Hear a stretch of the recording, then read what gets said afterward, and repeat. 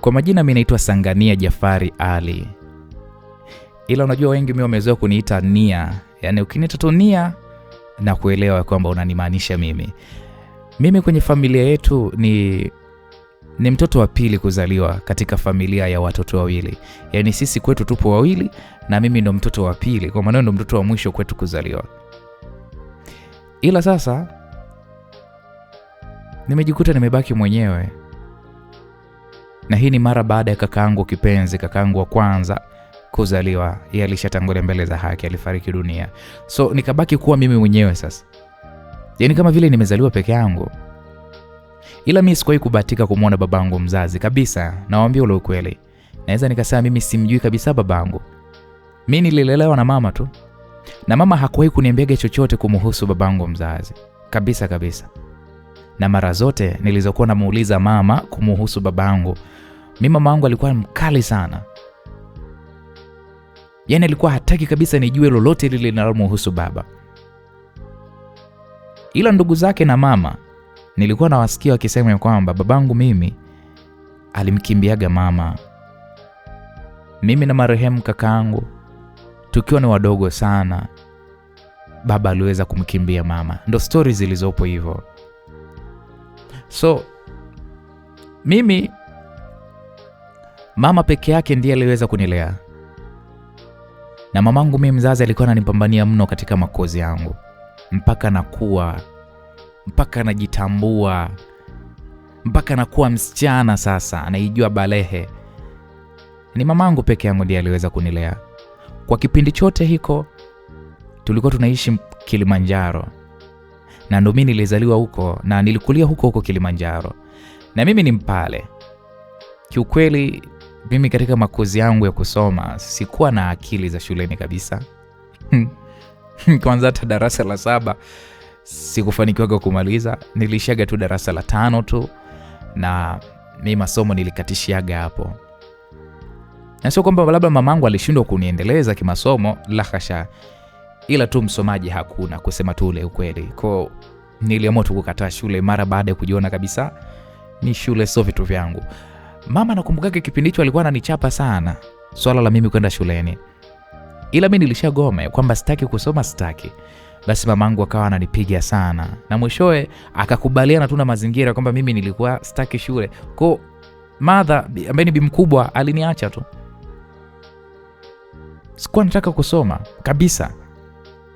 Kwa sababu kwanza hizo akili zenyewe za kusoma nilikuwa sina. Sasa niende shuleni kwenda kufanya nini?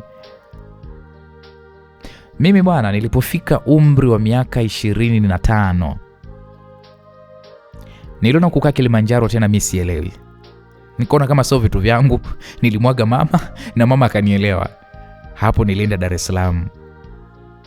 Nilienda kutafuta maisha sasa. Na huku Dar es Salaam bwana nikakutana na shoga yangu kipenzi, alikuwa anaitwa Maria. Yaani huyu Maria alikuwa ndo rafiki yangu sana watoka nyumbani. Yaani yeye da aliwahi kuja, alikuja mapema kabla yangu na alikuja da kwa ajili ya kutafuta maisha. Na ndo ambaye alinishawishi na mimi tuje kufanya kazi Dar es Salaam. Siwezi kumtegemea mama kila siku. Na maisha ni magumu. Alafu mimi ni binti umri wa miaka 25. Kwa nini niendelee kukaa nyumbani kumtegemea mama? Maana kusema ule ukweli, wanaume wenyewe kwanza walikuwa hawasomeki kabisa. Na kwa kule nyumbani Kilimanjaro, niamie sikuwa napata mwanaume wa maana kabisa, niseme tu ule ukweli. Wanaume mimi walikuwa wananizingua tu. Nikishaonoka nizingua na chana naye kwa sababu hamna cha maana anachokipata kutoka kwao. Sasa ni mgande mtu wa nini alafu na ananizingua zingua. Basi ikawa mara leo nipo na mwanaume huyu, kesho nipo na mwanaume yule, kesho nipo na mwanaume hivyo. Hapo nazungumzia maisha yangu ya kule Kilimanjaro. Huyu kanizingua na achana naye na kamata mwingine, ilikuwa ni fujo mtupu. Kwa sasa rafiki yangu huyu wa Dar es Salaam Maria aliniomba, bwana shoga njoo da upambane. Njoo upambane kimaisha na Dar es Salaam haimtupi mtu kama tutakuwa mpambanaji. Kwa mimi ndo nikampangaga mama na mamangu mimi uzuri ni kwamba aliniruhusu. Basi mimi nikaondoka kuelekea Dar es Salaam kwa huyo shoga yangu Maria. Na nilipofika da nilianza kuishi na shoga yangu sasa maeneo ya Ubungo external. Ndo Maria hapo alipokuwa amepanga hayo maeneo ya Ubungo. Maria bwana alikuwa na ni maisha haya. Maria bwana alikuwa ni barmaid kwenye klabu moja hivi ipo Sinza. Ni klabu kubwa tu, ila hapa sitahitaji jamani, maana inafahamika vibaya mno. So mimi niliingia hapo kufanya kazi kama barmaid kwa sababu shoga yangu mimi Maria alinipa huo mchongo, ndiye aliniunganisha mimi hapo nikawe barmaid. Kwa baada ya miezi kadhaa nikazoea ile kazi ya barmaid, na hiyo ndio kazi ambayo ilikuwa mimi inanilisha na kunivalisha Dar es Salaam, na ndio kazi ambayo nilikuwa namtunza hata mamangu kule Kilimanjaro. Maana kwa huo muda mamangu mimi alikuwa analalamika miguu inamsumbua sana. So hata kazi ndogo ndogo za kufanya za kumpa mtaji, yani sijui nisemaje, kazi zile ndogo ndogo za kufanya ambazo zinampatia mtaji alikuwa hawezi. Hakuwa anaweza tena, miguu ilikuwa inavimba, miguu ilikuwa inamuuma. Kwa hiyo ikanibidi mimi sasa kama mtoto wa kike nipambane, nimlee mamangu. Yani mimi ndio nilitakiwa nijue mamangu kala nini, mamangu kavaa nini. Hivyo yani. Na kazi ndio ilikuwa hii ya barmaid Dar es Salaam. Na mamangu alikuwa hajui kama nafanya kazi ya barmaid. Nyie kwenye ile baa pale Sinza ilikuwa inanilipa sana kusema ukweli. Sana. Sana, nisiwe mnafiki. Ilikuwa inanilipa. Maana pale kusema ukweli walikuwa wanakuja watu wenye vipesa vyao. Na kuna wanywaji wengi mno, hasa siku za weekend. Ndo balaa. Keep change hizo unapata za kutosha. Hasa hizo ndo zinakuwa zinaendesha maisha. Maana kamshahara kenyewe ni kadogo kweli kweli kwa barmaid. Sasa ukichanganya hizo unazopewa za keep change basi ndo unakuwa mwake. Na kikubwa zaidi naweza nikasema kwa lugha nyepesi, mimi nilikuwa tunadanga, niseme tu ukweli, sifichi. Vile utavonifikiria ndo unifikirie. Madanga ndiye ambayo yalikuwa yanatupatia pesa mjini, na mimi nilishazoea na nilikuwa naona kawaida tu. Na ndo maisha yangu. Mwanaume akinitaka awe ana pesa, mimi wala sina shida naye, naenda naye. Cha muhimu tu avae tu kinga tu. Sasa siku hiyo bwana nilikuwa niko nyumbani, niko na shoga yangu Maria. Nakumbuka ilikuwa ni majira ya jioni, ndo tulikuwa tunajiandaa kwa ajili ya kwenda kazini. Tukiwa tunajiandaa mimi simu yangu ikaita bwana. Nikavuta simu kucheck hivi. Nakuta James. Kwanza hapo nikatabasamu kwanza. Maana huyu James ni danga langu permanent. Unajua kwenye madanga kuna ile madanga ya kupita, afu na ile madanga ambayo unabidi ulishikilie. Yaani unamgeuza sasa, huyu ndo sponsor, yani kama mume wako. Lakini ni danga, kwa hiyo tunaliita danga permanent. Yaani danga la kudumu. Sasa huyo James huyo akijaga pale kazini anakuaga hataki mwanamke yeyote, yani ananitakaga mimi tu. James sio mwanaume wa kurukaruka kabisa. Eti leo mhudumu huyu, kesho mhudumu. Si mnajua wale wateja ambao wanakuja alafu anataka kila mwanamke alale naye kwenye hiyo klabu. Leo anamchukua huyu, kesho yule, kesho kutwa yule. Wale tunawaitaga vichefuchefu kama mlikuwa mjui. Alafu kuna wale wateja kama kina James, yeye kila akija anamtaka mhudumu huyo mmoja. Sasa ukishaona mteja anakuja na kuulizia kila siku wewe, ndio huyo tunaita mteja permanent, tunamweka karibu. Achana wale vichefuchefu wanaobadilisha leo mhudumu huyu, kesho huyu, kesho kutwa. Yaani klabu nzima ashakula wahudumu wote. Huyu James hakuwa na hiyo tabia. Na huyu ndo mteja sasa. Hao ndo wateja wa sasa wa maana. Basi mimi kwa mbwembwe nikaipokea ile simu ya James, maana ndo alikuwa amenipigia. Nikamwambia hello Jay. Akaniambia poa nia. Vipi umeshaingia job? Au leo sio zamu yako kuingia night? Nikamwambia pana, mimi ndo najiandaa kuingia. Okay, sikia basi usisahau kuvaa zile shanga kiunoni mwako. Si unajua leo nakuja pia kwa ajili yako. Nyie huyu Jay aliponiambia hivyo nilicheka sana kusema ukweli. Yaani huyu nyie anapenda mambo ya Uswahili nyie huyu. Basi nikimpaga show bila kuvaa shanga hajisikiagi kama anapewa nyie. Yaani mpaka kumvalia shanga ndo anahisi ya kwamba anamdinya mwanamke. Na alishakuniambiaga usipovaa shanga naona kama vile nafanya na mwanaume mwenzangu. Ananiambiaga hivyo James Ko, anapendaga nimvaliage shanga ile nyie wanaume bwana. Unajua wanaume wametofautiana So mijana mengine uvae usivae lenye fresh tu. Lakini mtoto yeye anataka shanga, mtoto wa kike nimvalie shanga mie. Danga langu ili James nyie. Alafu kuna madanga mengine ukiyavalaga shanga yanakuambia tu wewe Mswahili, mimi sipendi mambo ya Kiswahili, mimi napenda mademu kama wa Masaki Oysterbay hawavai vitu vya mashanga. Lao. Ndo mabosi sasa tunafanyaje? Wapo wanaopenda, wapo wasiopenda. Tunakuwa tu tunaenda vile ambavyo wanataka wao. Watafanyaje?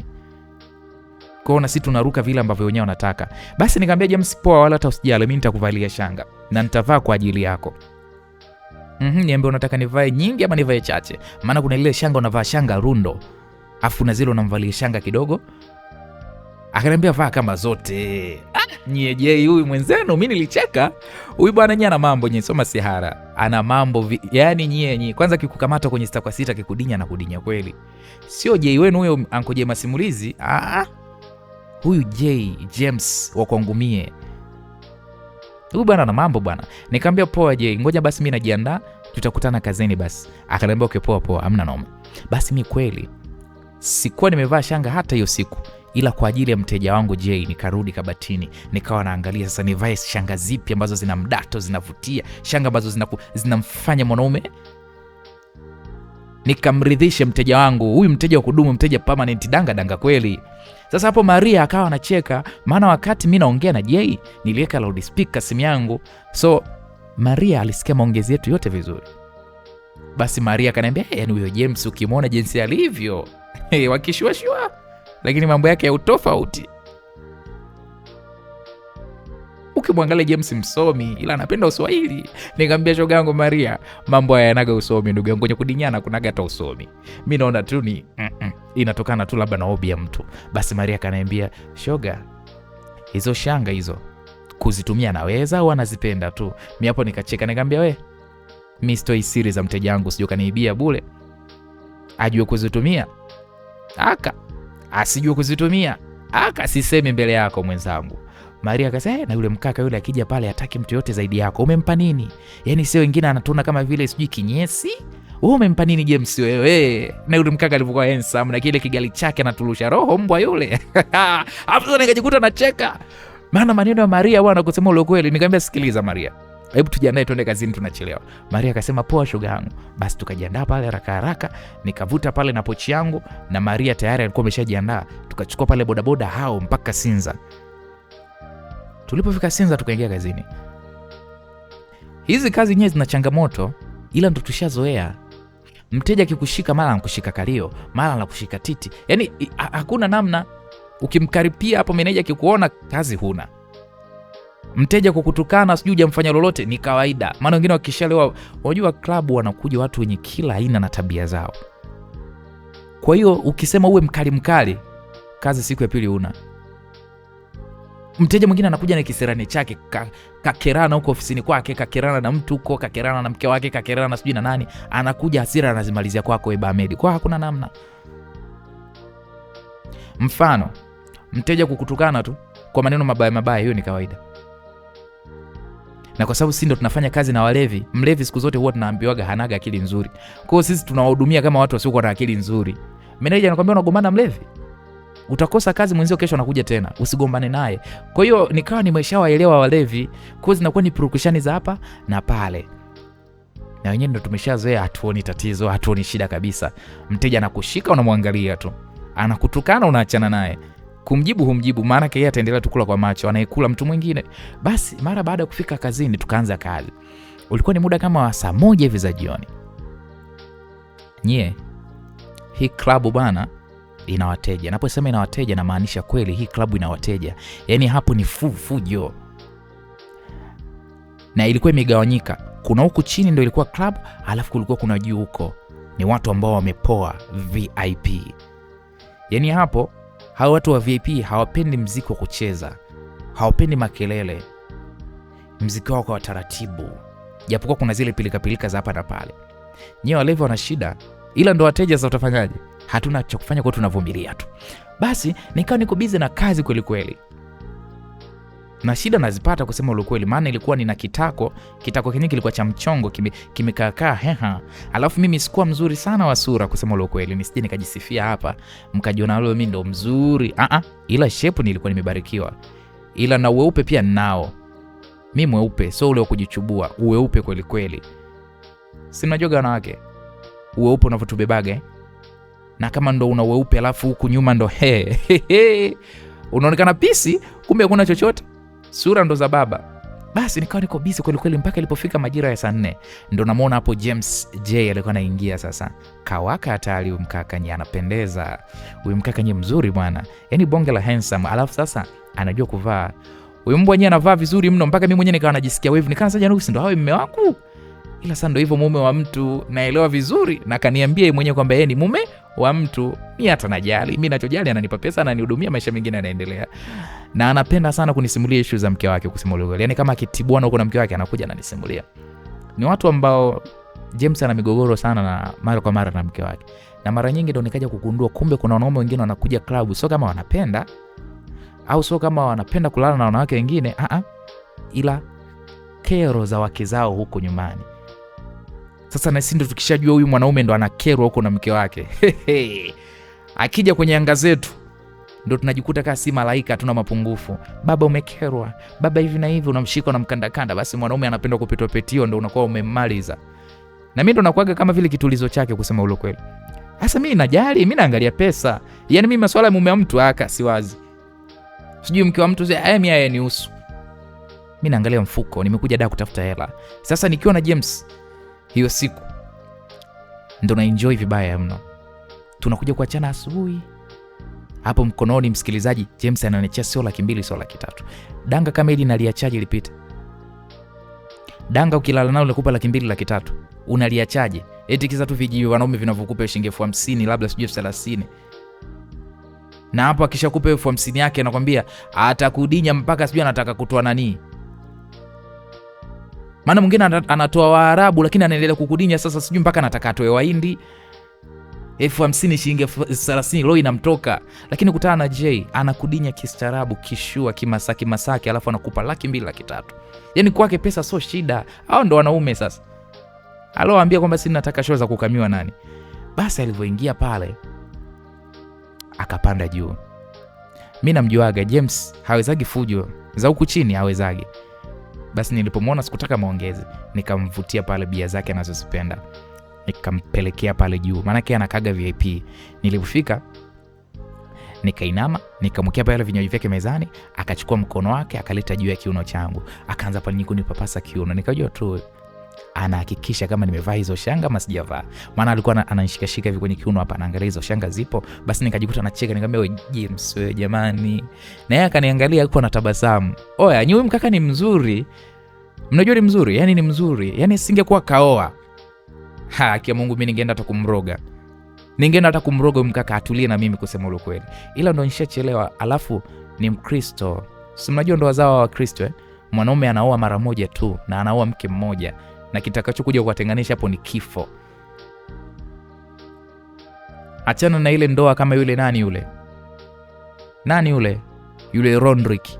Na nani yule? Na Gabriela. Ile ndoa ilivunjika japokuwa ilikuwa Christopher Masiala ni Rodrick alikazia msimamo. Basi James akaniambia nimefurahi sana kukuona mchumba, ananiitaga mchumba. Mimi nikacheka nikamwambia nimefurahi pia kukuona. Akaniambia naomba uniwekee bia zangu. Naongea na manager wako hapa tunasepa, nataka nikapumzike na wewe mapema sana leo maana nimekumisi sana. Nikamwambia okay baby, haina shida. Basi nikamwekea pale bia zake mezani, nikamwacha pale juu akawa anakunywa. Mimi nikashuka pale chini kwa ajili ya kuendelea na mambo yangu. Najua akishamalizaga kunywa ndo anaenda kuongea na manager. Nampaga pesa. Yaani J anaendaga kutoa pesa kwa manager, ananichukua tunasepa. Nampunga nao sio shida zake, anafanya kazi sehemu nzuri tu serikalini. Basi nikawa niko busy na kazi za huku chini. Na wakati ambapo nipo busy, ni kesi kama vile kuna mtu kama kanishika kwenye mgongo, yaani kama vile alikuwa ananishtua oya. Sasa nilipogeuka nimtazame nani, nikakutana na mkaka mmoja hivi, naye alikuwa very smart, bisho fulani hivi, alikuwa amevaa suti safi. Yaani unajua ile suti imemtulia kweli kweli. Yule kaka akaniambia mambo mrembo, nikamwambia poa vipi? Okay fresh, sikia dadangu, kuna mtu anakuhitaji huko nje ya klabu. Nikajiuliza nani tena anihitaji mimi? Na kwa nini awe nje ya klabu? Kwa nini asingie ndani? Nikamwambia tafadhali naomba ingie ndani ya klabu kama anataka kuongea na mimi. Niko busy, siwezi kutoka nje mimi kwa muda huu, siwezi. Niko busy na kazi zangu. Mkaka akaniambia sikiliza, unahitaji pesa kwa dada? Ni kwamba kuna mshikaji huko nje anahitaji mwanamke wa kupumzika naye usiku wa leo. Ndio nikaona nije hapa nikushtue. Na nilipoingia hapa nimeangalia sana, lakini nikaona wewe ndo mkali. Nikupe ile dili vipi? Maana jamaa na milioni 2 mkononi kwa mtu atakayeenda kulala naye. milioni 2. Kwanza mpaka moyo wangu ukashtuka, ukavya pa. Yaani moyo ulishtuka milioni 2. Huyu anaongelea milioni 2 pesa au milioni 2 makaratasi? Nikamuuliza, wewe kaka, unachokiongea uko serious au unanitania mimi? Nikamwambia kakaangu, mimi sihitaji masuala kwenye pesa. Sihitaji masuala, nimekuja Dar kutafuta maisha na niko serious na pesa. Hizo za kijinga sitaki. Hebu naomba uniambie ukweli, ni serious? Akalambia, sikia, nipo serious. Ni mshikaji wangu anaitwa Alexi. Yeye sio Mtanzania, anatokea Kenya. Anakujaga Tanzania kwa ajili ya issue za biashara tu. Ni ana pesa vibaya mno. Niamini mrembo, tuenze tu. Ametaka mtu akuspendi nayo tu siku ya leo. Kesho anasepa Kenya. Hautojutia sistangu. Sasa hapo mimi nikawaza chap. Swala pesa mimi shoga yenu lilinivuruga kusema ule kweli. Nikamwambia, we, huyo mkaka yuko wapi? Akaniambia uko nje pale kwenye parking. Nikasema okay, sawa, twende. Hapo sikuaga hata kwa manager, sikuaga. Nikampanga Maria. Tena kwa juu tu nilimwambia, sikia Maria, kuna nikamwambia mimi natoka naenda kumsikilizia mteja hapo. Maria akaniambia, wewe, Jace amekuja kwa ajili yako. Nikamwambia naelewa. Ila tulia, mimi natafuta pesa bwana wewe. Yeye akinipa pesa kubwa 300,000, 200,000. Huko nimeambiwa kuna mamilioni. Niache mamilioni kisa nini? Nimngoje yeye huyo Jay? Hebu ngoja kwanza nikachukua mimi pesa yangu. Maria akaniambia, wewe sikia, nenda, mimi nitakulinda kwa meneja. Ila ukirudi asubuhi na kuomba unipoze, nimeshasikia kwa kuna mamilioni. Nikamwambia, usikonde shoga yangu, nenepa kabisa, mimi ndo mimi. Basi mimi nikajichomoa pale chap. Nikiwa nimeongozana na yule mkaka alikuja kuniita, tukatoka mpaka nje ya klabu, akanipeleka mpaka kwenye hiyo parking. I say, niliona kuna gari moja pale matata ilikuwa imepaki. Yule kaka akaniambia, ingia kwenye ile gari. Akani direct niingie siti ya nyuma. Kweli mimi nikafungua mlango. Alafu sijui inakuaje. Sijui hata inakuaje. Yaani si malaya waga tunajaminigi kweli yani. Mtu umjui hakujui, lakini unaingia kwenye gari yake na unaenda popote anapotaka akupeleke. Nikafungua mlango, nikaingia ndani ya gari, nikaingia nyuma. Kwanza gari ilikuwa inanukia hatari. Alafu sasa kwa pembeni nikakuta kuna mwanaume amekaa pembeni. Alikuwa amevalia pensi nyeusi, amevalia t-shirt nyeupe. Huyu mkaka alikuwa kawaka ile mbaya. Ila sasa sijui ni mkaka, sijui ni mbaba, lakini alikuwa ni mweusi jamani. Si mnajua wa Kenya alikuwa ni mweusi. Alafu ni wale wanaume warefu kweli kweli, maana wa Kenya pia ni warefu. Yaani huyu baba ni mrefu. Mpaka nikajua huko basi Isimbololo nenyewe itakuwa ndefu hivyo hivyo kama alivyo. Nikamwangalia, sio mbaya, ila jamani mweusi. Mnajua nikisema mweusi hivi, mnajua wale weusi ti, basi ndio huyu baba. Alafu ni mrefu, ila sasa anaonekana pesa mchuzi upo. Kwa sababu mwanaume mwenye pesa mchuzi unakoe anaonekana nao tu. Achana hao wanaoji bling bling machini maeleni sijui nini, kutumia nguvu kubwa kutuaminisha wana hela, kumbe minoka mikojo tu. Wanaume wenye pesa, nikupe hii kodi, mwanaume mwenye pesa huaga zingati kuva. Amini mimi ninachokuambia.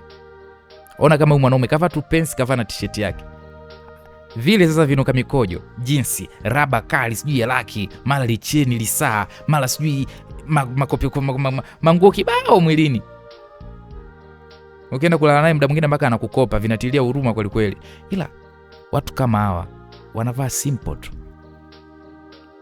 Ananukia kwanza kinoma noma, na hapo mkononi alikuwa amevalia saa kali sio poa, achana saa za Kariakoo za shilingi 3500 4000. Sasa kweli, alafu kwanza kalikukanywa vizuri. Nyie mnajua anawaka. Huyu mbaba anawaka, sijui ni mbaba, sijui ni mkaka. Anyway, mimi wala hata sikupata shida kujua kama pesa ipo kwake, nikajua tu pesa ipo. Na pesa anayo bwana. Yule kaka kwanza aliponiona akatabasamu, akaniambia, samahani. Hapo sasa anaongea Kikenya. Ningekuwa najua Wakenya wanaongeaje ningewaongelea msikilizaji. Akanasema, mimi naitwa Alexi. Naweza nikakujua wewe? Kiswahili anakijua lakini cha Kenya. Hapo kuna Kiingereza ndani yake anakiongea kwanza. Ndugu yenu mimi sikupoa hata kimoja. Sikuopoa hata kimoja. Nielewa tu hapo aliposema kwamba yeye anaitwa Alex. Na anahitaji kunijua mimi. Nikamwambia mimi, kwanza nikamwangalia, afu nikamwambia mimi naitwa Nia. Okay. Nia. Yaani baada ya hapo akakaa zake kimya. Afu watu wenye hela hawaongei sana. Sio mwanaume unamkuta anaongea kama ankoje simulizi. Wanaume wenye hela hawaongei. Akawa yuko busy pale na laptop yake PC. Yaani hakuniongelesha tena. Sasa hapo yule mkaka alikuwa amenifuata ndani klabu, ambaye nilisikia jina lake, na hapo ni mara baada ya Alex kumuita. Akamuita Max. Ndio nikagundua kumbe yule mkaka alonifuata kule ndani klabu, kumbe anaitwa ni Max. Alafu kumbe ndo dereva wake. Naye akawa anaendesha tu gari. Basi ndani ya gari kukawa kumepoa tu kimya, ni kila mtu akawa yuko mule ndani ya gari kimya. Unajua mpaka nikawa nashangaa maana hakuna story. Ikabidi na mimi nitulie tu. Wanasemaga kwenye pesa hapanaga kelele. Kwaona mimi sasa ikabidi nijifanye na mimi nina hela, nitulie tu nisiwe na kelele. Yule dereva akaendesha gari, huyo Max sasa akaendesha gari. Tukawa tunaingia pale Serena hoteli. Mpaka nikajiuliza huyu baba Sinza alikuja kufuata nini? Mbaba wa Serena hoteli Sinza alikuja kufanya nini? Hata kama ndo alikuwa anataka mwanamke wa kulala naye ndo aje Sinza kwa hadhi yake jamani. Mwanamke gani Sinza akachukuliwa akapelekwa Serena hoteli? Akaenda kapaki ile gari. Akapaki pale. Yule Max akasema boss, tumeshafika. Huyo Alex sasa ndo boss akasema sawa. Akafunga pale pisi yake. Akaniamuru mimi nifanye nishuke kwa ishara tu. Aongei. Akanifanya tu yani drop chini ya gari. Mimi nikashuka pale. Yeye akazunguka upande ambao mimi nilikuwa nimeshuka. Akaja kanishika pale mkono. Kisha akawa anaongea na Max kwa Kiingereza na Kiswahili akawa anaongea kichache sana. Sio poa jamani, kusoma dili. Mimi nilikuwa naelewa tu kama vile walikuwa wanaagana ile bye hivyo ndo nikawa naelewa, vingine nikawa sielewi. Kisha yule Max yule dereva akaingia na gari, nikaona anaondoa ile gari. Anaondoka. Hapo Alex sasa huyu tajiri akanishika mkono, tukaanza kuelekea ndani. Tangu nizaliwe sijawahi kuingia Serena Hotel. Hii ndio ilikuwa mara yangu ya kwanza. Naingia hoteli ya nyota 5. Nyie hebu acheni masiara nyinyi. Akanipeleka pale mpaka room sasa. Tukiwa tuko room sasa, huyo Alex akakaa pale kitandani na mimi nikaenda nikakaa.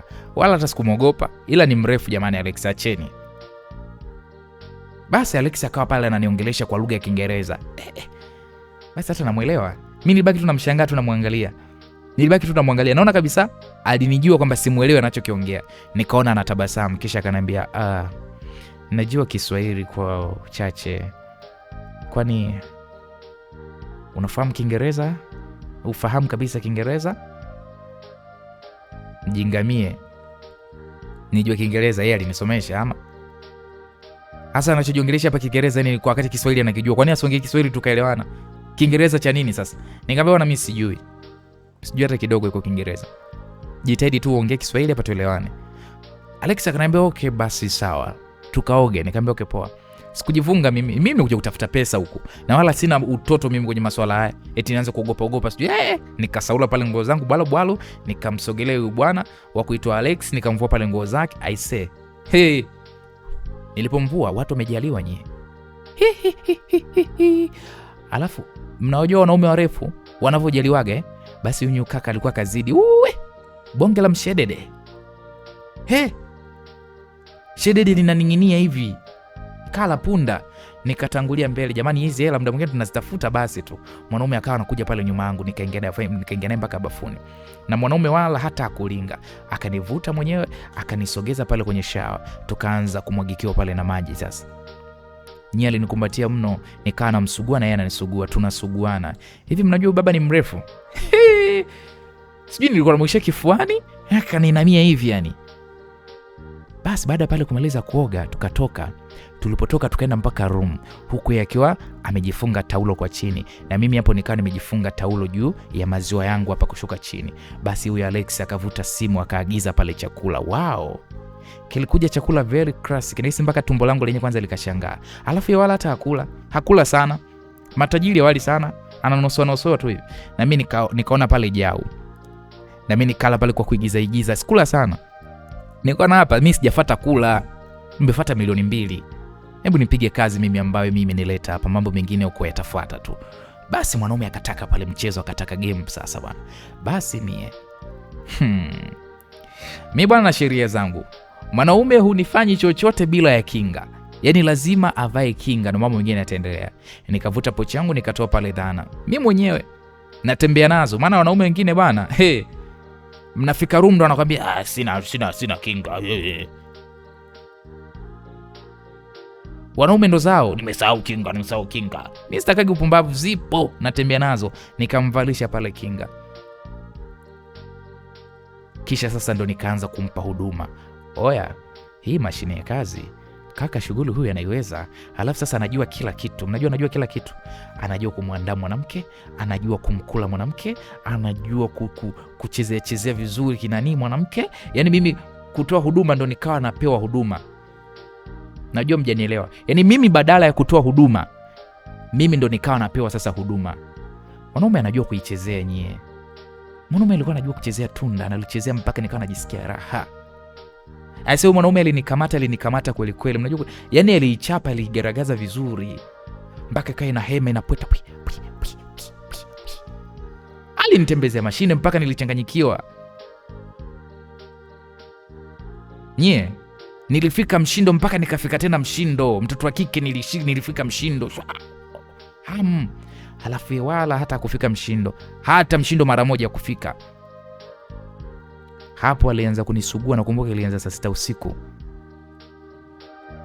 Mpaka saa 8 za usiku ananisugua. Mwanaume hashuki. Aisee, ilibidi kwanza nimstopishe maana anaweza akaniua. Nikamuuliza, wewe huko Joi masaa mawili unafanya nini? Si nitachoka au umetumia dawa? Akatikisa kichwa akasema hapana. Akasema ila shida ni hii kinga ulivalisha. Hapa sitakojoa mpaka kesho. Lo! Asa mimi namuaminije huyu jamani, huyu mtu? Kama ana maradhi je? Nikamuuliza, kwa wewe mimi unaniamini? Maana mimi sikuamini. Akasema niamini, mimi sina shida. Ila hivi sijisikii kitu chochote, tutakesha. Sijakujua kabisa. Na kweli ukiangalia kwenye ile kinga hamna chochote. Na akaniambia wazi, mimi nikitumia kinga sifili chochote, sijisikii chochote. Basi nitakuongezea pesa, badala $2,000,000 nitakupa $3,000,000. Naomba hii nitoe. Naomba nisitumie kinga. Hey! Nyinyi kusikia hivyo mimi $3,000,000. Mjua akili ilinihama.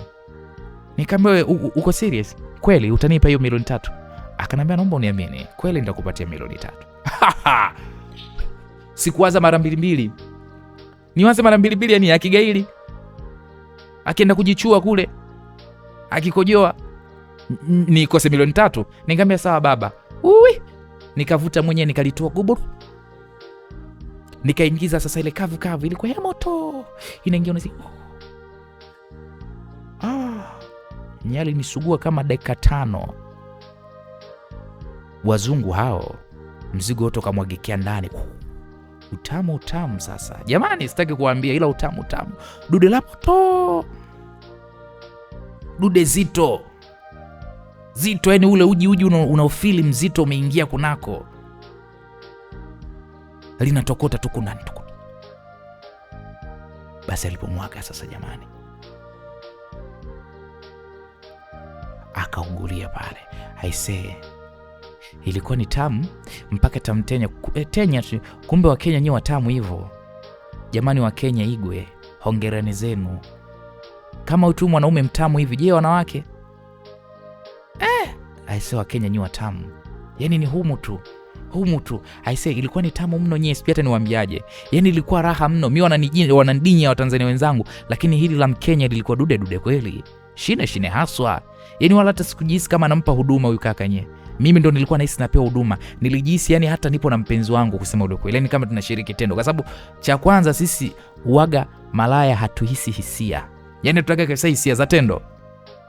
Vua ni vue, unichomeke, utoke, unipe changu nisepe. Ila kwa huyu mkaka nye ndo kwanza nilijihisi hisia. Yaani full kunyonyana, full kupeana mahaba. Hapo sasa na mimi nikawa najituma kumfanya naye ajisikie raha, ili naye aridhike na mimi. Ili hata kama siku nyingine akija Tanzania anikumbuke mimi. Aisee, kaka nakumbuka wakati anakojoa nyie alikuwa anaugulia. Nyie tulifanyana mpaka saa 11 alfajiri. Alex ndo kaniacha hapo, tupo hoi hoi kweli. Tukaingia bafuni. Tulipoingia bafuni tukapiga pale maji, tulipotoka tukajitupa kitandani. Akanisogeza karibu as if kwamba mimi ni mwanamke wake. Akanibusu pale vizuri tu.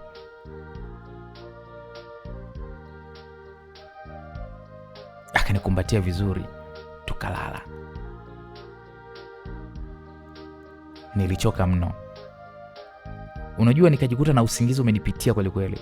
Na kuja kushtuka kama mida ya saa 5 hivi za asubuhi. Ile nashtuka najiona niko mwenyewe kitandani, niko peke yangu. Kwanza nikaoga ili akili kae sawa. Afu kwanza nikawa naangalia mtu Simoni. Nikasema Mungu wangu, mbona gavi nimeliwa bure? Nikainuka haraka haraka nikaingia bafuni, nikafungua mlango kweupe. Kuna mtu. Nyie kwanza mnajua nilichanganyikiwa. Nikatoka hapo nina wenge. Nikaja kwanza nikakaa kitandani. Aise, ili naangalia pembeni nakuta kuna kibunda cha pesa kiko pale. Nyie kwanza nikakivuta kile kibunda, nikaanza kuhesabu chap chap, nakuta 5 milioni kudadeki. Oya, mnajua raha niliyokuwa nayo? Mnajua raha niliyokuwa nayo mara baada ya kukuta ile 5 milioni? Raha kweli. Toka nimeanza kudanga sijawahi kupata danga la kunipa mimi hata 1 milioni. Leo mwanaume kanipa 5 milioni. Oya, mpaka kwanza nikajikuta nacheka. Yaani nikajiona kama mwehu, nikajiona kama chizi.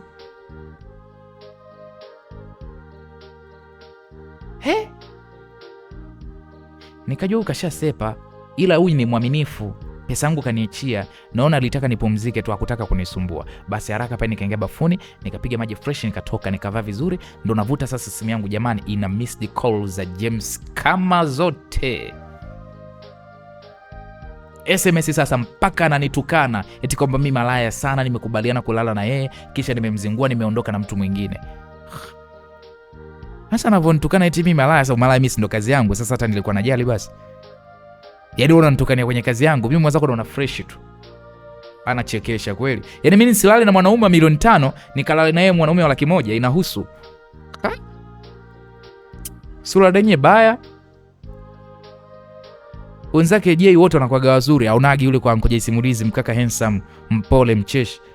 Yeye Jay gani kunipa 100,000 200,000 ndo atakanipelekesha, inaonekana mimi amenioa, aende zake huko. Sakadinyane na mke wake, kwani aliambiwa harakishe kuoa.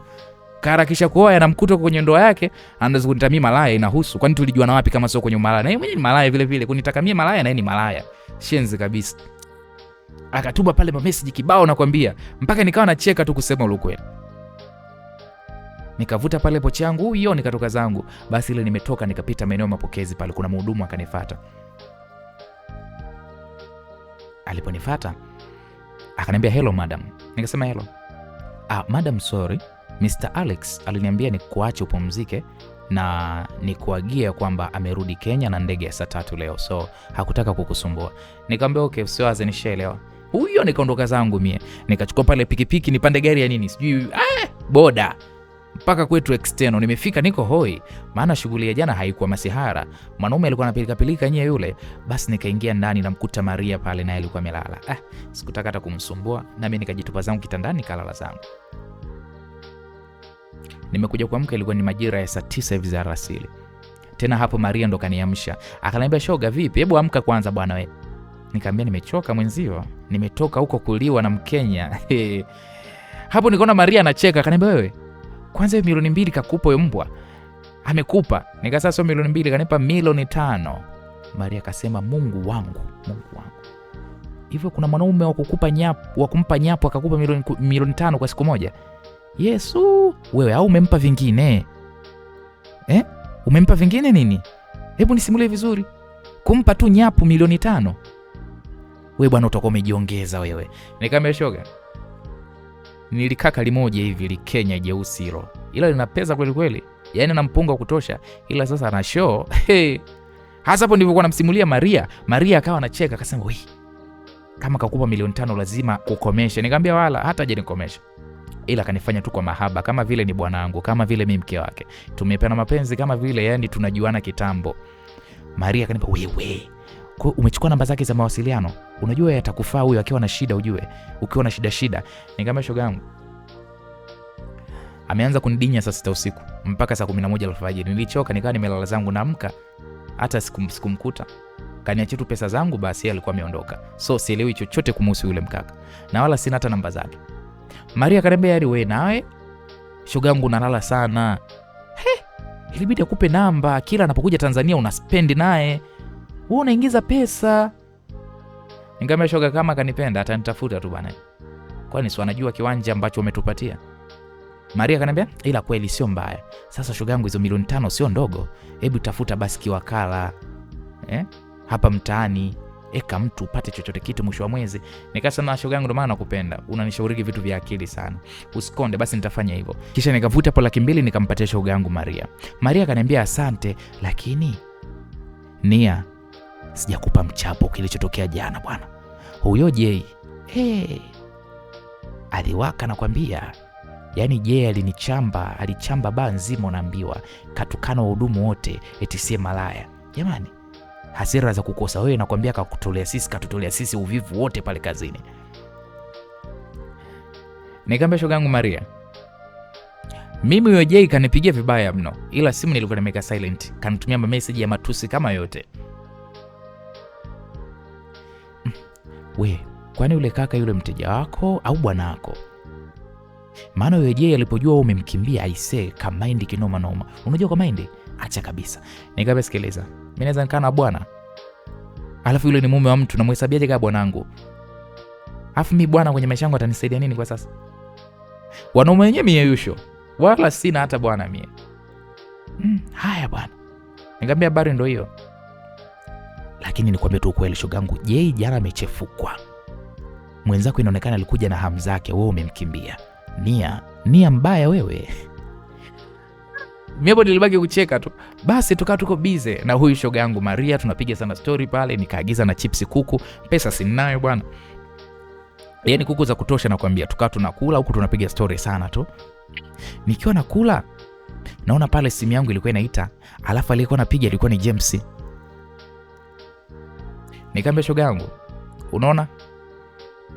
Bwana matatizo ananipigia simu. Sijui anataka kuniambia nini sasa hivi. Ngoja tu nimpokelee nione atasema nini. Kweli hapo nikampokelea simu. Nikajitoa akili na kwambia, nikajifanya kama vile sijui kinachoendelea. Nikamwambia, mambo James, uko poa? Mnadhani huyo James alinitikia salamu yangu basi? Akauliza uko wapi? Nikamwambia niko home. Okay, toka ndani, niko nje hapa. Mimi sikushangaa. Yaani sikushangaa kabisa yeye kuwa nyumbani.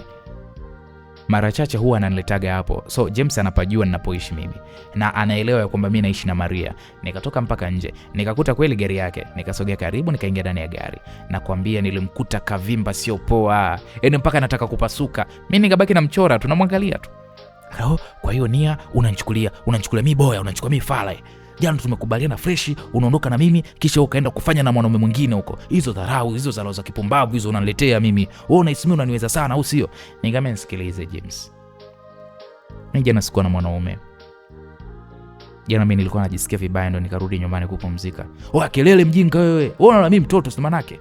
Nakuuliza unaona mimi mtoto? Umefanywa usiku mzima kisha unakuja kunipanga hapa au sio? Okay, fresh basi. Na mimi nataka sasa unipe mzigo. Sitaki kuelewa hapa. Au tunaenda sehemu ukanipe, nataka mzigo. Nikamwambia mimi nimechoka.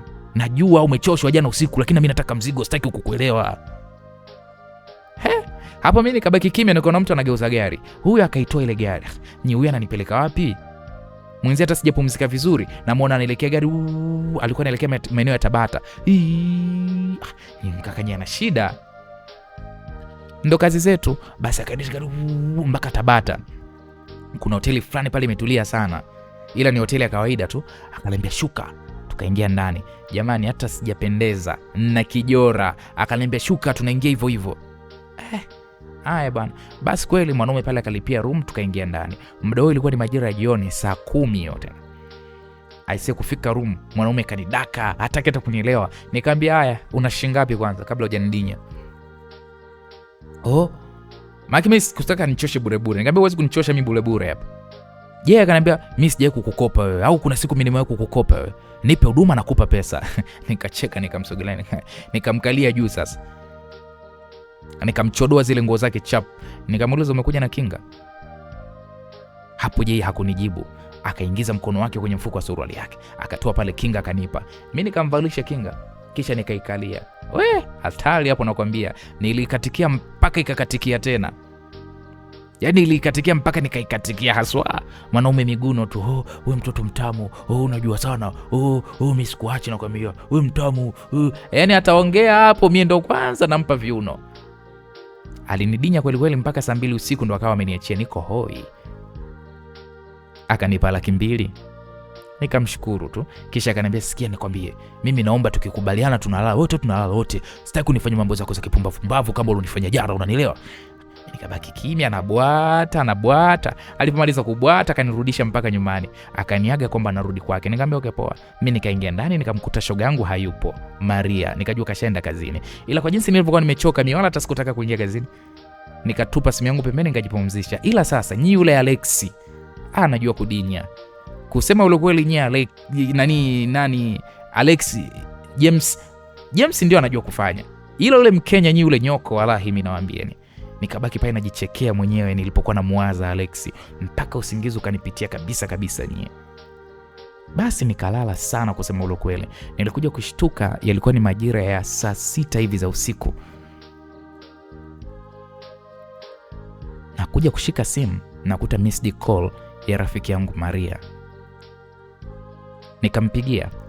Maria akaniambia wewe mbona hujaje kazini, meneja anakuulizia. Nikamwambia nimechoka sana Maria. Ule muda Jay naye kanichukua kanipeleka hoteli kaenda kunidinya. Kanileta home nimechoka mno. Nikaona akanilale tu. Poa bwana, ila meneja akakuulizia, ila nimemwongopea wewe unaumwa na meneja ameelewa wala hajamind wala nini. Nikamwambia okay sawa shogangu asante, ngoja nilale tu. Maria akaniambia poa bwana. Basi mimi shoga mie nikavuta pale shuka vizuri nikajipumzikia. Kesho yake asubuhi Maria alivyorudi tu akaniambia shogangu twende tukatafuta tafremu ufungue uwakala bwana, umweke hata mtu. Hela hiyo utaitumia humu ndani hiyo, shauri yako. Nikamwambia bwana mimi nimechoka, tutaenda hata kesho. Akaniambia basi poa bwana. Kweli tukapiga pale story kidogo, akaniambia nalala nimechoka sana. Nikamwambia okay poa kuna shida. Nikajua tu ukachoka usiku mzima kukesha na trailer vinywaji sio kazi ndogo. Basi jioni sana ndo akaamka, tukajiandaa pale tukaingia kazini. Kama kawaida Malaya si kazi zetu ni ngumu, basi tukafanya sana kazi. Ila hii siku sikupata mteja wa kumdangia hata. Na ndo hivyo siku hazifanani. Siku unapata, kuna siku zingine hupati. Nakumbuka ilipita kama wiki niko busy na kazi zangu. Nikipata danga kama kawaida mie tena. Ila kama kawa kinga lazima itumike. Maana kuna magonjwa na kuna mimba zisizotarajiwa. Sikuzitaka mimi. Basi ile pesa nikawa nawaza sana. Nikaona masuala ya wakala kwa sasa mimi siyahitaji. Nikamtumia mama yangu milioni 1 na kisha iliyobaki shogeno mie nikanunua kiwanja Bagamoyo huko. Mambo mengine akawa anafanya yanaendelea mjini hapa. Basi maisha yakawa yanaenda. Hapo Jay akija hataki niondoke na yoyote. Anataka niondoke na yeye tu. Yaani nyana wivu huyu mkaka hatari. Kama vile mimi ndo mke wake. Lo! Yule Alex Mkenya hakunitafutaga tena na mimi nikawa nishamsahau kabisa maana nakutagana na wanaume wengi kusema ule kweli. So siwezi kumwazia mwanaume mmoja kila siku. Japokuwa ndio alinipa pesa ya maana. Basi bwana siku zikawa zinaenda na maisha yakawa yanaenda tu. Ukapita kama mwezi sasa niko busy na maisha yangu. Nikipambana sana kwa ajili ya mama na maisha yangu. Hasa hiyo siku niliamka vibaya sana. Yaani mwili ulikuwa unauma kweli kweli. Niliamka kiuvivu. Yaani kama vile naumwa, yaani mwili haukuwa na nguvu kabisa. Nikajisi mimi hapa naumwa. Nikamwambia Maria mimi leo bwana mimi nimeamka vibaya shoga yangu. Maria akaniambia wewe nenda hospitalini bwana. Kufanywa kila siku nawe pia sio kazi ndogo. Basi mimi nikawa nacheka. Nikamwambia Maria, mbona una matusi wewe? Uende hospitalini bwana jioni wewe uingie kazini. Nikamwambia bwana mimi na meza panado senda hospitalini. Akaniambia sawa na kweli. Akaenda akanichukulia pale panado nikameza zangu tu panado. Na usiku wake huo ambao nilikuwa najisikia vibaya nikaingia kazini. Aise hata kazi sikufanya. Nilipata homa ya ghafla mpaka nikawa natetemeka. Nikiwa niko kazini ikanibidi sasa meneja aniruhusu nirudi nyumbani. Aise nikarudi nyumbani kwa ajili ya kupumzika. Mwili haukuwa sawa kabisa. Usiku sana Maria karudi na panado. Hapo nina sweat kweli kweli. Maria akaniambia ndo maana nilikwambia uende hospitali shogangu. Si unaona? Nikamwambia basi shogangu usinilaumu, ishatokea. Akaniambia kesho kukikucha tu tunaenda hospitali. Nikamwambia okay sawa. Basi shogangu akanipatia pale dawa nikameza, na kweli kesho yake mapema tu tuliamkia hospitalini. Sikuwa sawa kusema lo kweli. Yaani mwili ulikuwa unachemka vibaya mno. I say, basi kweli nikapata pale huduma, niliongezewa pale mpaka na maji, drip ya maji. Yaani sikuwa sawa. Namkumbuka dokta aliniambia, Sangania, kinachokusumbua wewe ni una homa, na pia kikubwa una kitu tayari kwenye tumbo lako kimejifungua. Kimejifungua kivipi? Yaani akasema tayari kwenye tumbo lako kuna kitu tayari kimeshajitunga. Nikashtuka, nikamwambia kitu kimejifunga unamaanisha nini? Sijakuelewa. Akaniambia, Sangania, wewe ni mjamzito. Hey! Moyo wangu ulifanya mimba tena. Nikamwambia dokta, mimi ndo na mimba. Yule dokta akasema, ya wewe si ndo Sangania? Nikasema ndio. Wewe ni mjamzito. Hapo msikilizaji, bila ubishi, bila utata, nilishajua hii mimba ni ya yule Mkenya, si bure. Wakenya mna balaa, mnadinya mara moja tu na mimba juu. Wakenya igwe.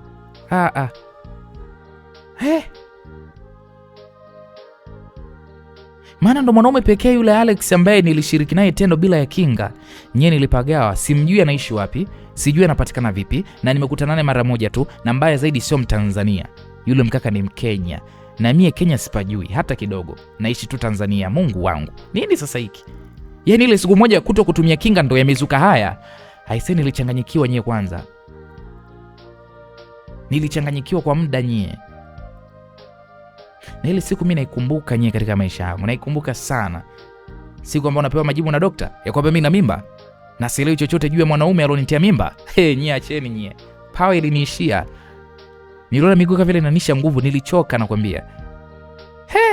Nikamwambia dokta, hebu nisikilize, mimi hii mimba sijaitarajia. Siitaki kabisa, kwa sasa siitaki. Yaani siko tayari kuitwa mama. Yaani hii mimba imeingia kwa bahati mbaya dokta. Nilikuwa nipo kwenye starehe zangu tu. So naomba nitoe hata leo. Ni hata sasa hivi. Mimi pesa ya kukulipa dokta nifanye ninayo, naomba hii mimba fanye uitoe. Yule dokta alikuwa ni mkaka wa miaka kama 30 hivi. Kwanza akaniangalia sana, afa akatabasamu. Akaniuliza, una miaka mingapi wewe? Nikamwambia na miaka 25. Sangania, sasa mbona umri wako unakuruhusu kabisa kuwa mama? Kwa nini unataka kutoa hii mimba? Nikamwambia mimi mimba nimeipata kwa bahati mbaya dokta. Hebu naomba uelewe. Yaani hata baba huyu mtoto mimi simjui. Haya, naanzaje kulea mimba?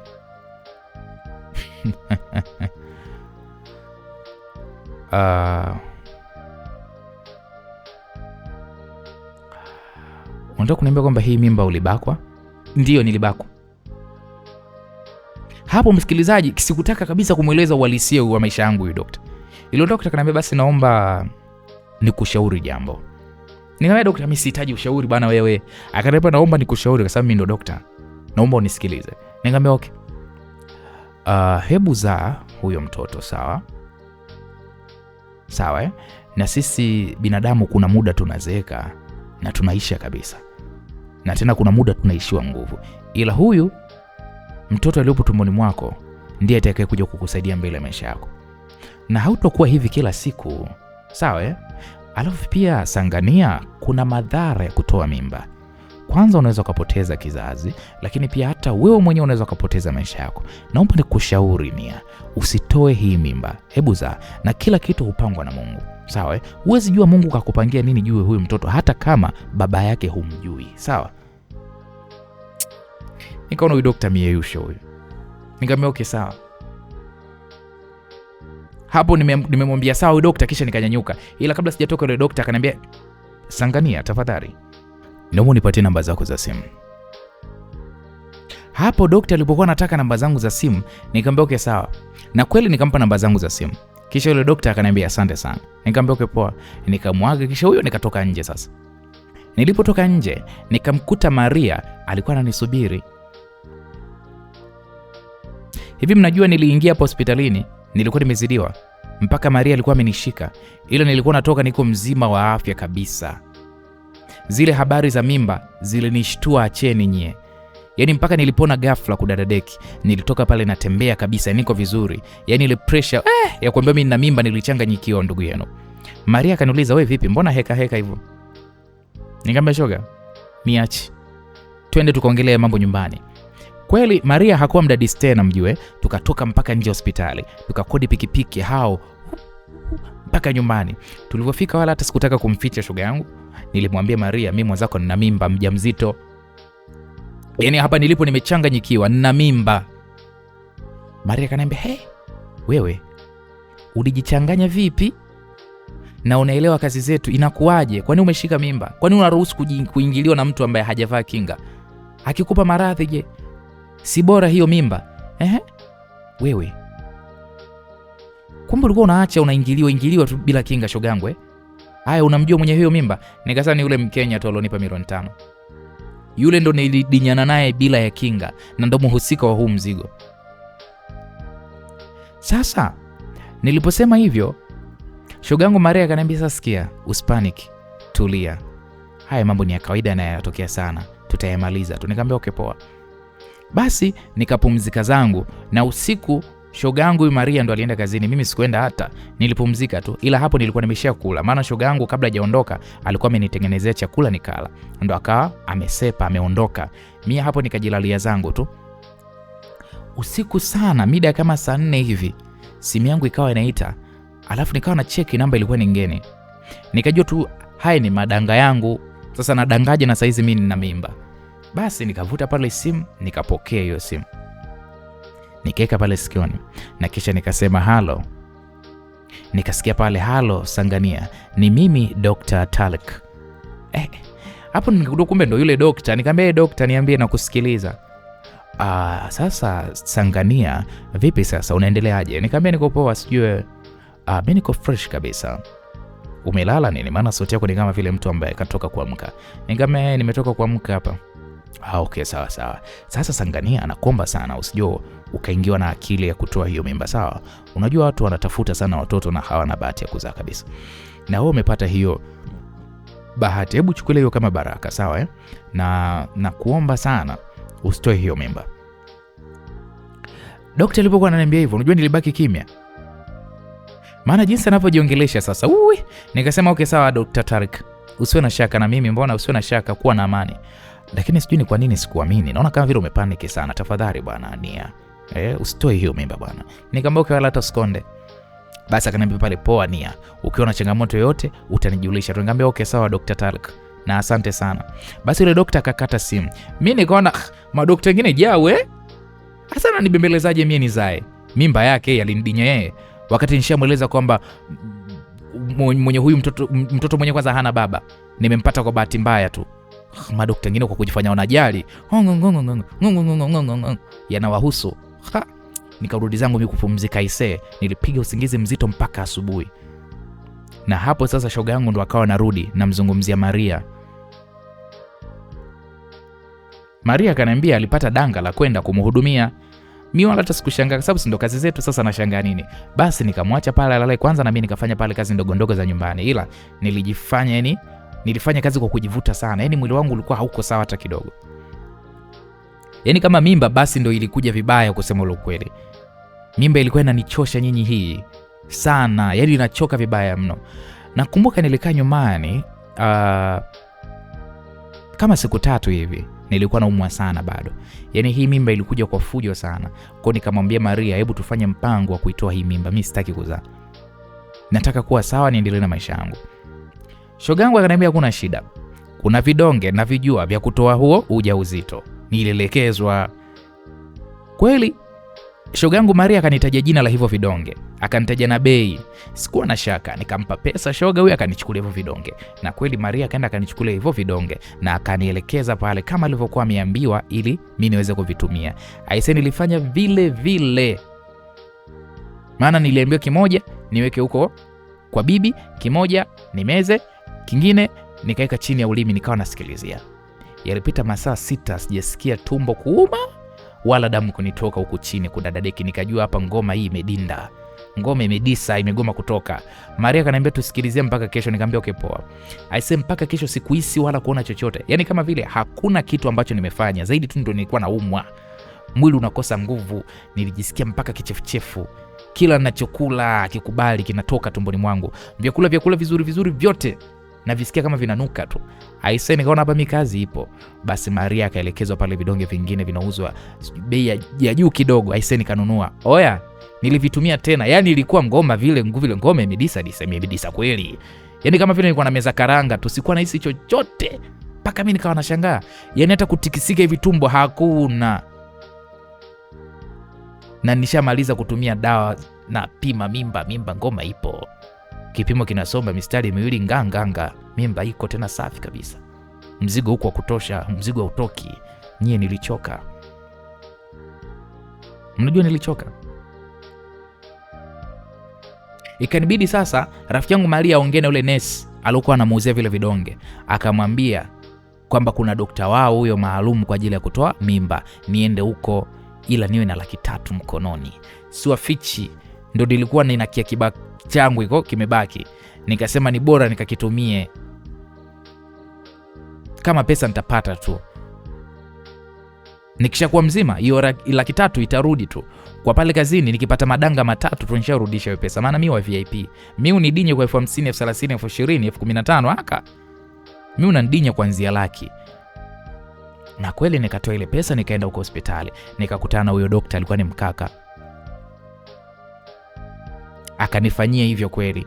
Akanichokonoa, akatoa vijudude, akaniambia mimba ishatoka. Nikashukuru Mungu, nikamlipa pale pesa yake. Ila kesho yake ndo niliamka naumwa kuliko siku zote. Nye niliumwa, sitaki kuambia jinsi gani nilivyoumwa. Mpaka Maria akanipeleka hospitali ya kwanza sasa. Yaani kwa Dr. Talik. Nikakutana naye tena pale, ndo akanitibia Dr. Tarik, na nililazwa siku 3. Yaani nilibanwa kweli kweli na Dr. Tarik, na ndo alikuwa ananiangalia na kunihudumia mpaka nikakaa sawa. Sasa siku ya 4 sasa ndo nikawa niko pale hospitalini. Dr. Tarik akaja pale na machungwa, akaniletea na chipsi kuku, akanipa pale.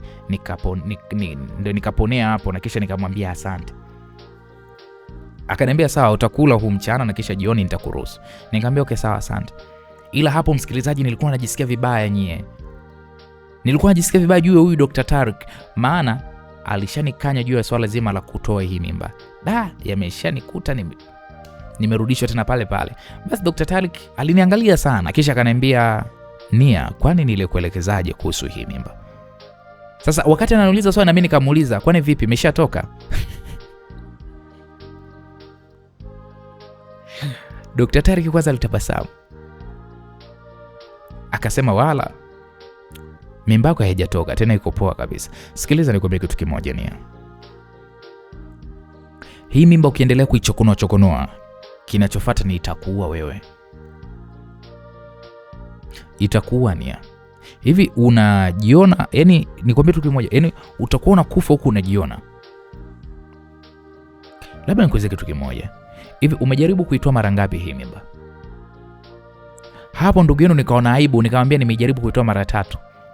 Talik akasema mara 3 na mtoto hajatoka. Nia, hebu mwache huyu mtoto aje. Shida si hana baba, basi mimi ndo nitakuwa baba wa hiyo mimba. Mimi nitakuwa babake. Usitoe sawa, nitakuhudumia mimba mpaka mtoto. Ila umwache please. Ukiona inagoma kutoka hivi basi ujue ina sababu zake. Nyie mnajua nilimwangalia huyu daktari. Kwanza ukaka mbona kama vile ana utani na mimi. Alafu imekuwa ni ghafla sana, Mungu wangu. Yeye atakuwa baba tena, wewe mimba atahudumia mimba? Mbona sijamuelewa?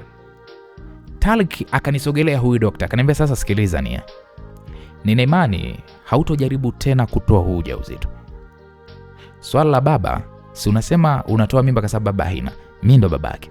Nitavaa hayo majukumu. Ila usitoe kwa sababu nakuonea huruma. Ukijaribu kutoa mara ya 4, wewe ndo utakaye kwenda kufa. Kwa sababu mimba yako imekaa sasa sehemu mbaya. Kwa ukiendelea hata kuichokonoa, itakuletea matatizo makubwa sana. Hapo kwanza nikabaki nawaza, jamani, mbona huyu mtoto naye kaning'ang'ana, amekuwa king'ang'aa, hataki kutoka, na lazimisha kuja duniani. Hajui kaa dunia tambala bovu. Nikasema okay sawa Dr. Talik, basi sitaitoa hii mimba. Akaniambia okay sawa. Naomba utulie. hii hali ya kuumwa haitakuwa kila siku. Ni hiki tu kipindi cha mwanzo kwa sababu mimba bado ni changa. Mtoto hajajiunga bado. Lakini ikifikia miezi 3 unakaa poa kabisa na utaweza kufanya mambo yako. Sawa Nia? Nikasema okay sawa. Haya, kula sasa upumzike. Jioni nadhani nitakurudisha nyumbani. Nikamwambia okay poa. Lakini hapo msikilizaji, nilikuwa nabaki na mawazo juu mkaka huyu dokta. Yaani kwamba yeye ndio yuko tayari kuwa baba wa hiki kiumbe. Mbona simwamini? Mbona kama vile ana utani? Lakini siwezi kutoa hii mimba tena. Maana nyie, raha ya mimba utoe mara moja itoke. Sasa hii imekuwa kinganga. Yaani nikasema mwisho siku hapa itaondoka na roho yangu. Nikaona hapana, hebu tu niache nisije nikafa kweli bure. Mama yangu akapata shida kule, maana mimi ndo naimlea. Ila nilikula chakula alichokuwa ameniletea huyu Dr. Tariq. Nilipomaliza nikapumzika kidogo. Kiukweli nilikuwa nabaki na maswali mengi mno kichwani. Yaani nikawa najiuliza, hivi mbona imekuwa rahisi sana kwa huyu mkaka kukubali hii mimba? Yaani imekuwaje kwaje? Mungu wangu. Yaani anataka kuwa baba kiaina gani? Yaani inakuwaje? Sasa sikuwa naelewa kabisa. Lakini niliwaza pale mpaka jioni ilipofika sasa. Dr. Tariq akaingia pale wodini. Wow. Kwanza kapendeza yeye mwenyewe. Hapo kashavua lile koti lake, ana shati zuri ya blue na suruali yake kali kweli kweli. Ni mkaka bwana, sio mzuri ile sana, ila ana swaga. Unajua mwanaume akishakuwa na swaga na kuwa handsome, japokuwa sio handsome. Yaani ana mwili fulani hivi mzuri, alafu anaonekana kuvaa anajua. Hakuna raha nzuri kama mwanaume anayejua kuvaa. Alafu anaonekana very humble. Huyu kijana hata uongeaji wake ni wa kipole. Basi akanichukua pale, nikatoka naye mpaka nje. Eti akanishika mkono huyu dokta, ndo tukaelekea huko parking. Jamani, kwanza na gari yake Prado nyeusi, akanifungulia mlango, nikaingia na endo akaingia katika gari. Ai, nyie, acheni nawaambieni. Kuwa na mwanaume mwenye gari nyie raha. Mwanaume anakufungulia mlango. Mwanaume ukiingia unaingia. Na mwanaume awe na gari ya maana. Ndugu yangu ushawahi kuwaza hivi mtu anaedeti na Ankoje jamani ana raha gani? Maana yule mkaka yule Ankoje kwanza ana gari kali, gari ya maana. Pesa anayo Ankoje mapesa.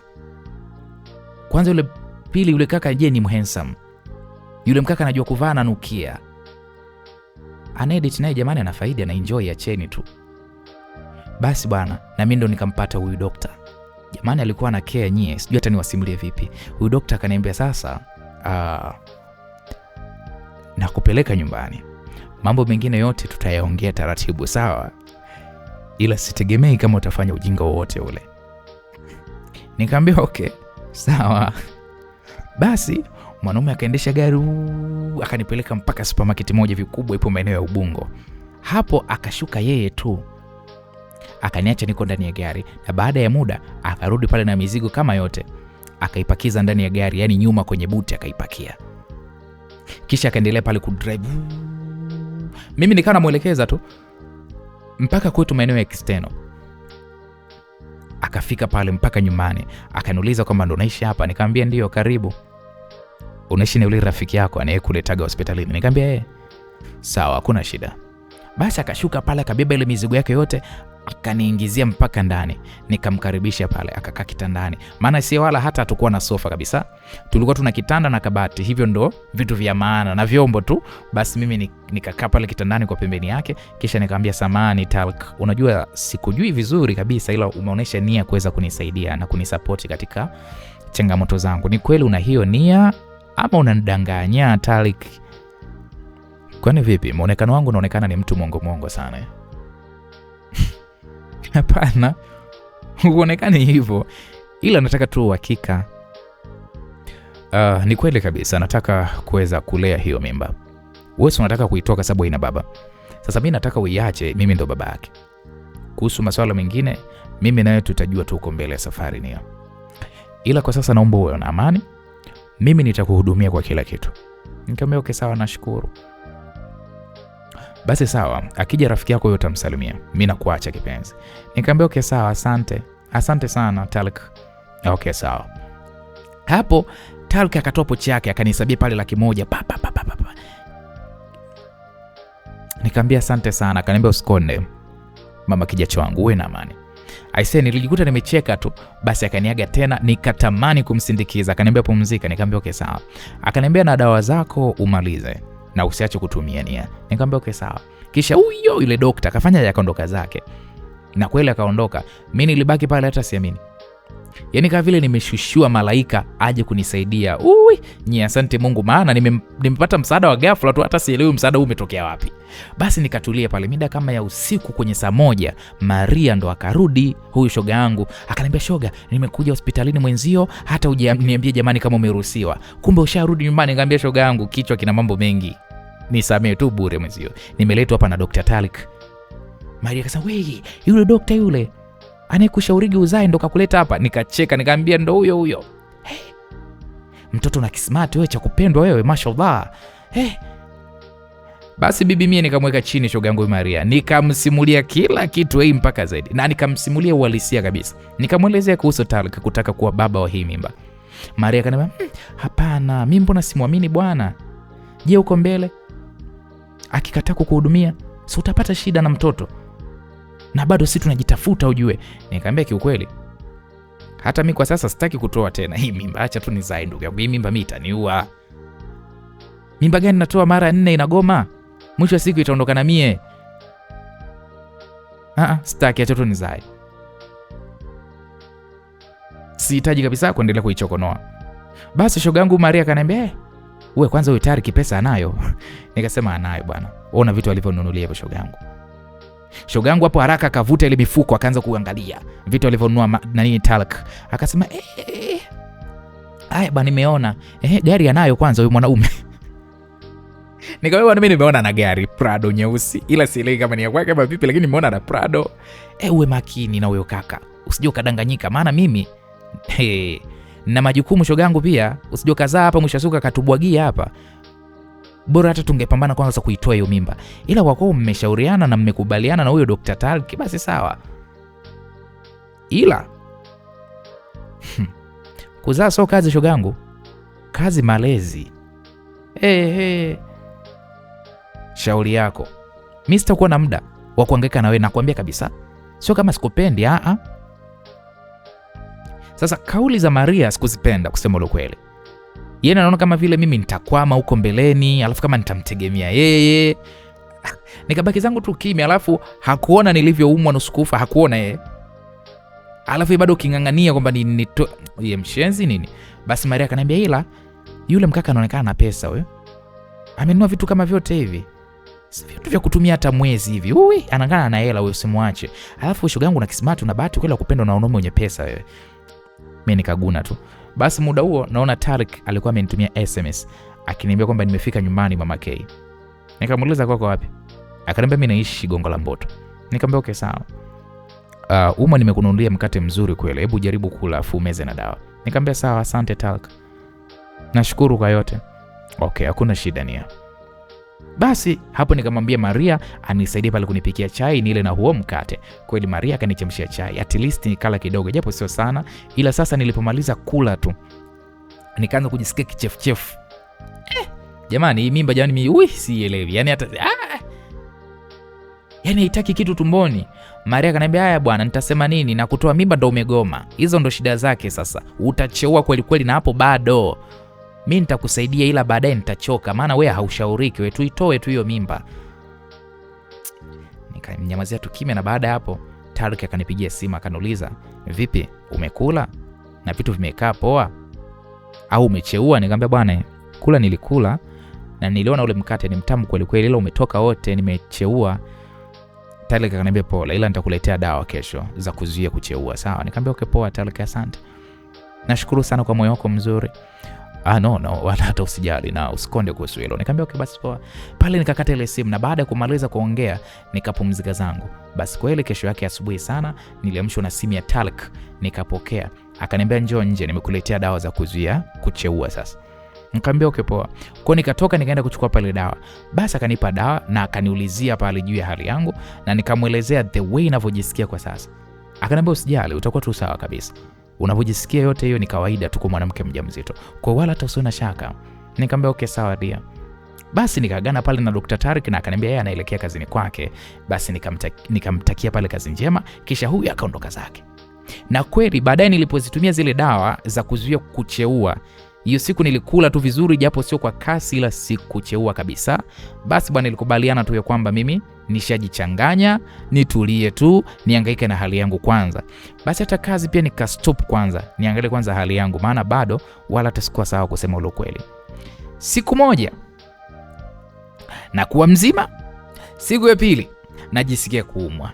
Yaani hii mimba kusema kweli ilijua vibaya mno kunipelekesha jamani. Ila sasa nyie, huyu kaka wa kumita Talki, huyu dokta huyu alikuwa ananisaidia jamani. Kwanza kila siku lazima aje kuniona akitoka kazini ndo aende kwake. Ama naweza akanichukua atanipeleka sehemu nikale, na bado kucheua kulikuwa kunanisumbua. Nyie usistadu wote waliniisha. Shwa. Kuoga kwanza naona shida. Yaani kwa siku naegusa tu maji mara moja. I say ukiwa na mimba unafubaa. Na hata kwa mitandaoni kuna ile nyimbo saizi ina trend, wa dada wanaiposti. Usijui mkaka alinichukua, sijui akanitunza kafanyaje nini na nini. Wimbo wa dini hivi. Mdada anaweza kujiposti ni yuko smart, alafu baadaye anaweka picha akiwa yuko mjamzito. Wanakuwa wamechunda vibaya mno. Mimba zinajua kuzeesha nyie. Hapo sasa yule James yule J alikuwa ameniambia amesafiri kikazi, so akirudi atanitafuta. Nilimjibugi tu poa, maana kwanza hata hali ya kumtamani mwanaume mimi sikuwa nayo kabisa, ni kusema kweli. Yaani sikuwa sawa.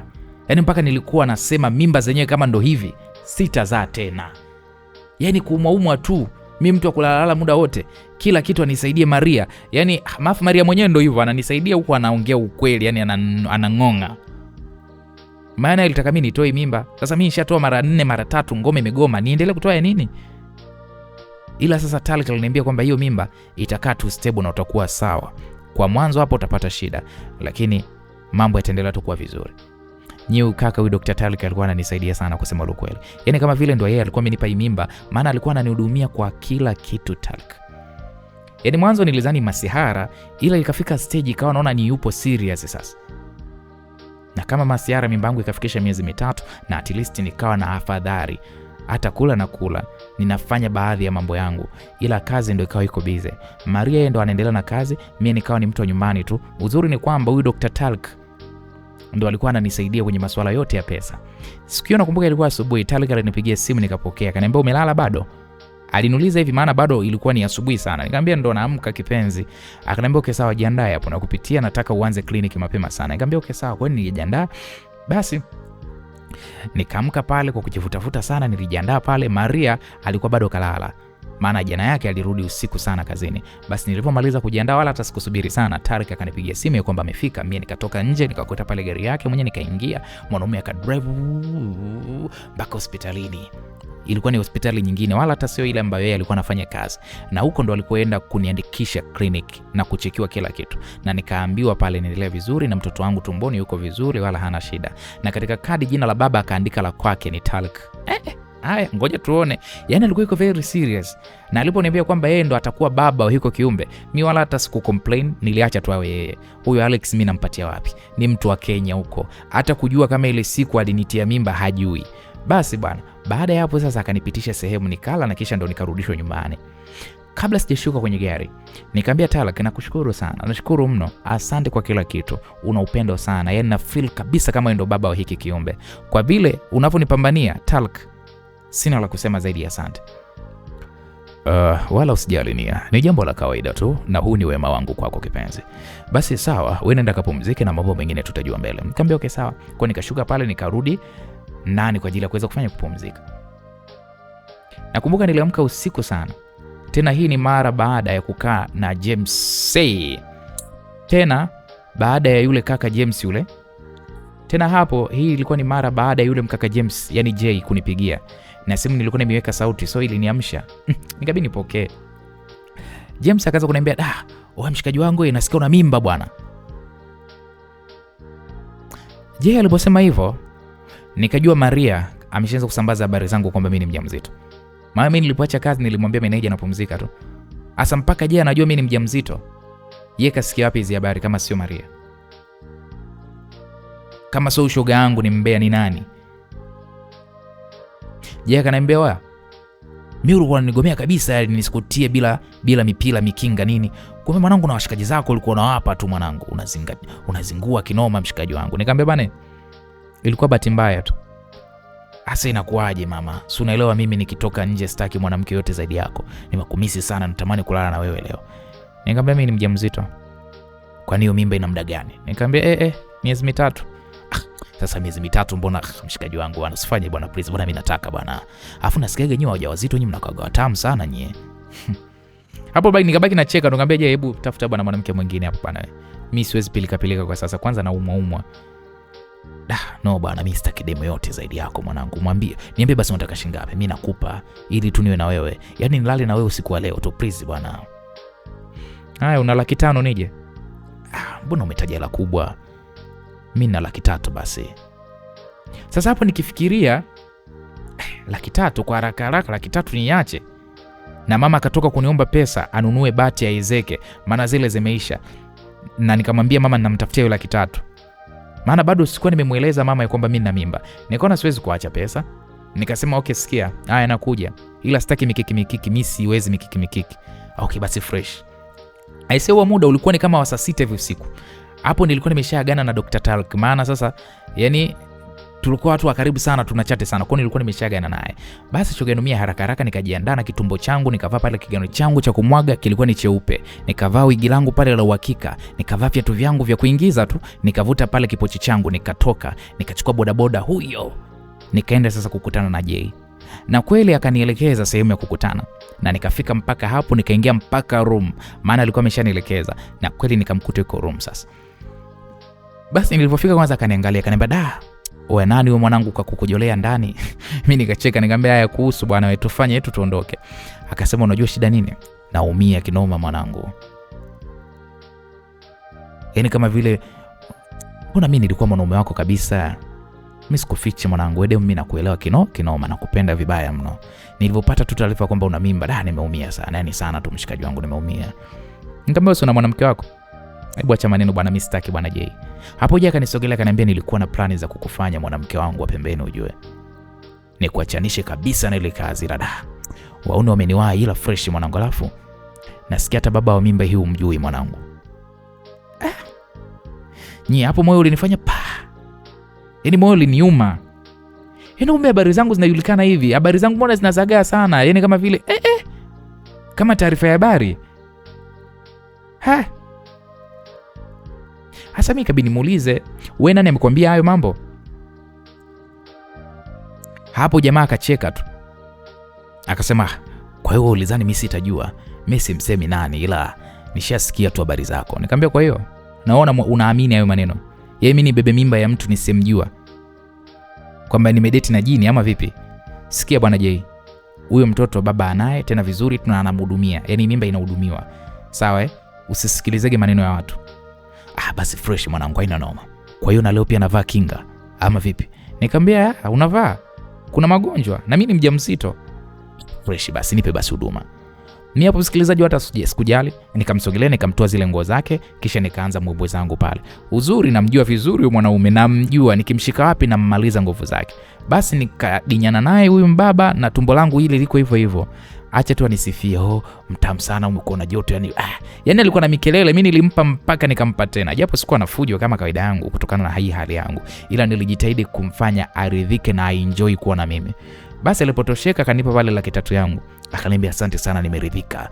Sio mwanamke mtamu sana. Mimi sikutaka kulala pale. Nikamwambia bwana sikiliza, mimi naondoka zangu, siwezi kuwa na wewe mpaka asubuhi. Unaona hali yangu, nataka nikapumzike. Okay basi poa, hakuna shida. Sasa baada ya kuagana na James mwenyewe akanirudisha mpaka home kwa kutumia gari yake. Yaani saa 12 alfajiri ndo nafika nyumbani. Nimechoka vibaya mno. Nimechakazwa. Basi nikaingia ndani nikamkuta shoga yangu Maria, alikuwa amelala amepumzika. Nikaja pale kushtuka majira ya saa 4. Njaa inaniuma vibaya mno. Nikakuta sasa shoga naye anatoka kuoga. Akaniambia, bila shaka jana ulienda kufanywa huko na James Nikasema ndio shoga yangu. Kuiacha 300 nimeona sio kweli. Kwa nimeona tu niende nayo tu. Yani yule bwana wako yule anajishaua sana. Nimemwambia twende ukalale na mimi kwa 100,000 tu, eti kanikataa, eti mimi namtakania. Sijui umemroga na nini yule mkaka watu. Nikamwambia wala hata sijamroga. sijamroga na kitu, ni mahaba yangu tu yamemzidia. Basi hapo Maria akasema haya sawa shoga, ngoja tuone watu na mahaba yenu. Basi nikatulia pale. Mara simu yangu inaita, kucheka alikuwa ni ule Dr. Talik. Nikampokelea, akaniambia vipi mama, umemkaje? Sorry leo hata sija kupigia morning, niliwahi sana kazini. Kuna issue ya maana sana nilikuwa naifanya, ila najali kuhusu wewe. Sawa. Nikamwambia wala tusijali kipenzi. Na mimi nililala, nikawa nimechoka, hapa ndo naamka. Okay basi sawa, kuna shida. Umelalaje lakini? Na unajisikia fresh? Nikamwambia ndio Talik, mimi niko sawa kabisa. Okay poa. Hakuna noma basi. Nikamwambia basi poa. Pumzika na kisha nitakucheki mida. Nikamwambia okay asante Talik. Basi Talik alivukata simu, Maria akaniambia, umemwambia kama umechoshwa na kufanywa uko nje? Nikamwambia Maria, si unamjua bwana, kwani wewe Talik umjui? Haya, nenda basi ukamwambia wewe. Sasa haya yamekujaje? Mimi si nimetania tu, si utani wa kila siku. Nikamwambia umetania nini? Wakati umenitangazia kwamba mimi na mimba na mimba yangu haina baba. Eti kwamba mimi baba mwenye hii mimba simjui. Wewe ndio nilokuambia hayo. Sasa nisikilize Maria. Mimi baba hii mimba namjua vizuri tu. Si nimekwambia yule Mkenya ndo mwenye hii mimba. Ila tu yeye ndo ajui kama hii mimba ni ya kwake. Haya, nini wewe kikakufanya upite hapa uende ukanitangazie kwa watu kwamba mimi ninahangaika na mimba ya mtu ambaye nisemjua? Sasa hapo Maria nilivomjia juu, Maria akaniambia, shoga makubwa, haya mimi nimeyasema saa ngapi? Wala sio kweli na sijai kuyaongea hayo mbele za watu. Wanadanganyia tu. Nikamwambia okay sawa.